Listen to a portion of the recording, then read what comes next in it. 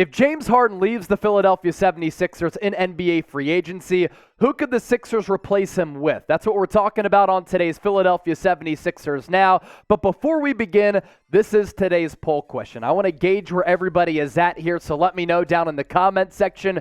Do you want James Harden back on the Sixers? Type B for back, G for gone, and with that, let's begin the show.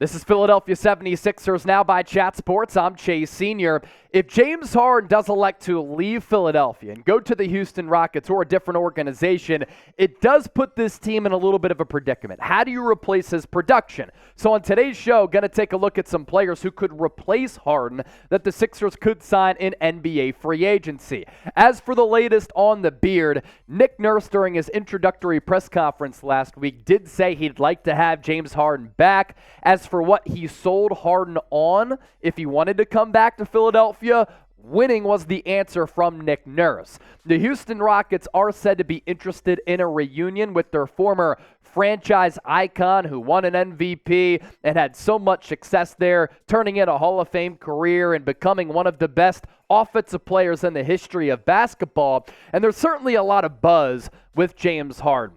According to some of that buzz, he wants to go to a team that can win. That's why I don't know if the Houston Rockets fit that category.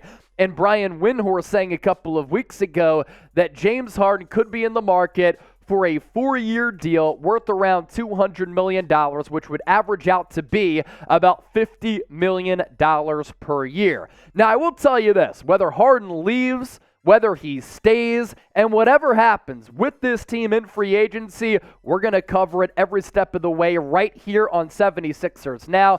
This is your home for 76ers free agency coverage, news, rumors, updates, and analysis. We just surpassed 10,000 subscribers, so subscribe if you love this team and want to stay informed on Philly. Also, we have a sub-battle going on right now. We have Knicks Now, a rival of the Sixers, at nearly 25,000 subscribers. Celtics today just got past 18,000, and we're a younger channel here under the Chat Sports umbrella, but who's to say we can't grow as well? Once again, hit that subscribe button and support the show. All of our content free. We're going to start to do some live shows on top of the watch parties that we did in the NBA playoffs as well. So without further ado, let's take a look at this list that I put together here.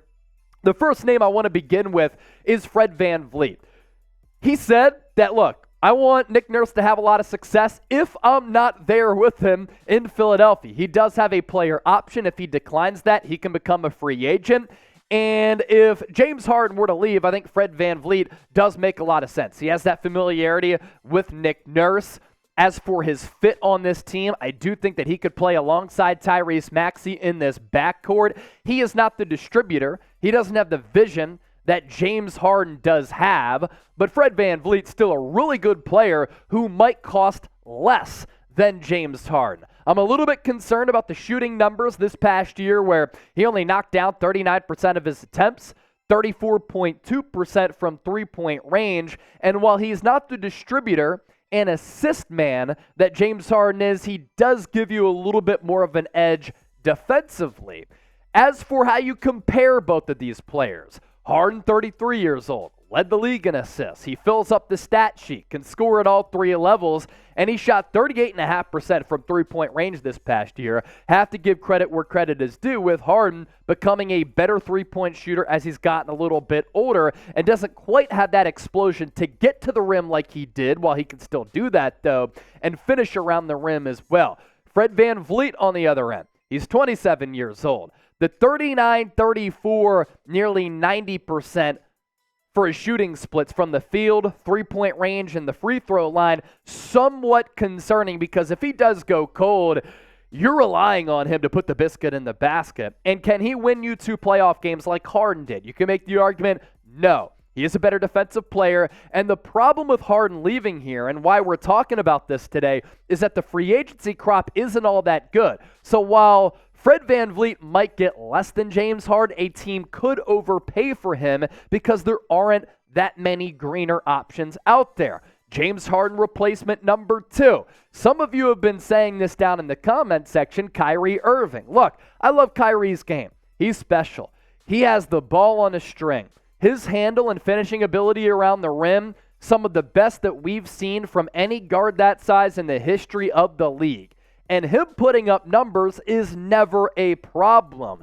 After the trade from the Brooklyn Nets playing alongside Luka Doncic, the production was certainly there. 27 points per game, 6 assists. Don't think of him as a good distributor of the rock. He's not, but the assist did come just because of the roster around him. He did shoot 51% from the floor and 39% from three-point range, but there are a couple of questions with Kyrie Irving.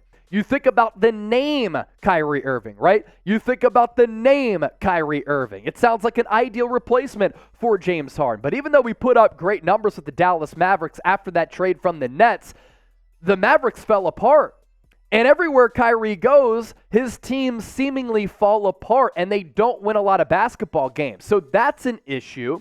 And Kyrie Irving, he's a little bit flaky. You never know what's going on in between his ears. Is he going to be available for 60 to 70 games per season? Or is he going to disappear like he's done at points throughout his NBA career? And the Sixers as an organization have had issues with players and star players being accountable for their lack of showing up in some of these big moments, led by Joel Embiid. Kyrie Irving deflects a lot of blame and never takes accountability for some of his failures. It's not quite to a Ben Simmons level, and Kyrie Irving is a better player than Ben Simmons. You could even make the argument he's a better player than James Harden, but at least James Harden has been durable, and Kyrie's been injured a lot in his career, and available a lot more than Kyrie Irving. That's why I hit pause on Kyrie being a replacement for James Harden if Harden elects to sign elsewhere in free agency. So 3 players we've talked about so far. If you could pick one to team up next to Joel Embiid and Tyrese Maxey, who would it be? James Harden, type JH, Fred VanVleet, type FVV, or Kyrie Irving, type KI. A player whose stock is soaring right now is Gabe Vincent of the Miami Heat.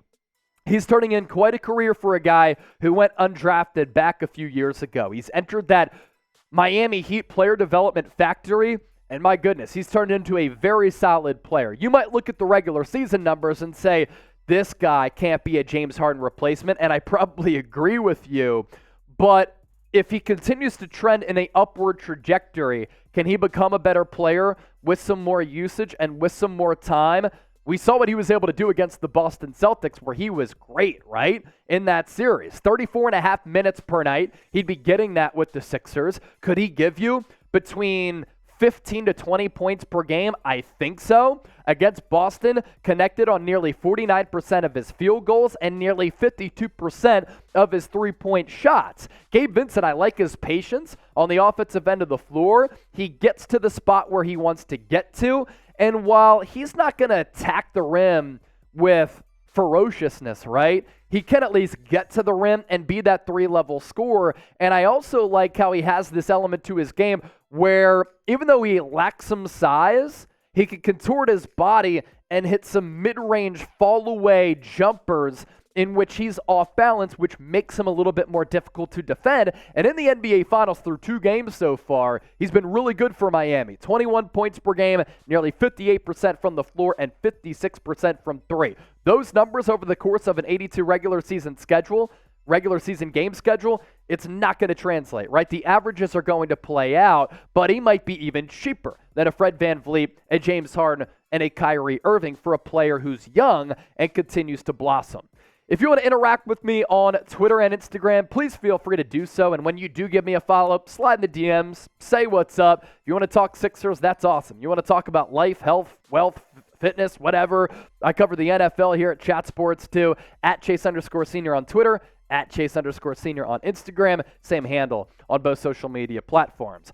I'm going to throw Tyrese Maxey into the mix here to be a James Harden replacement as well, because who's to say that Tyrese Maxey can't replace James Harden? I talked about this on yesterday's show. Can Tyrese Maxey be Joel Embiid's Jamal Murray? And can he take yet another leap here in year 4? You look at the trends here.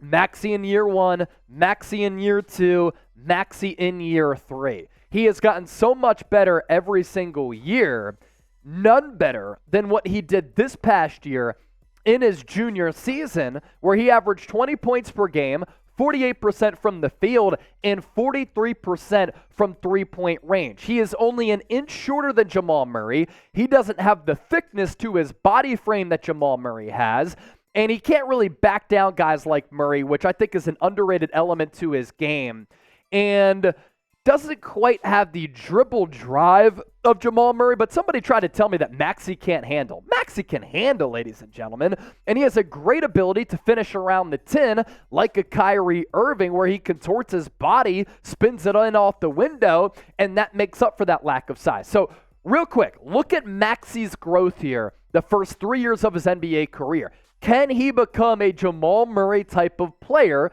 with a similar skill set? Now, transition to Jamal Murray's first 3 years. Tyrese Maxey's numbers in his first 3 years, every single season, better than Jamal Murray's. Now in 2019-2020, and as well as in the playoffs, that's when Jamal Murray went from regular season Murray to playoff Murray, where he's a dog. And I think that it was pretty telling that in Game 2, the Miami Heat switched up their defensive game plan, and they acted as though Jamal Murray was the head of the snake and not Nikola Jokic. They forced Jokic into a scorer, not a passer. I know Eric Spoelstra shot that down in that question from Ramona Shelburne, which he kind of bodied her, but that is what happened. So if Maxey can become that Jamal Murray type of player and James Harden does leave and you trade Tobias Harris, that opens up a lot of money to use this offseason and in future offseasons to maybe build this team and build this roster. Interesting nonetheless, though, and we'll see certainly what happens on that front. So James Harden replacements right there.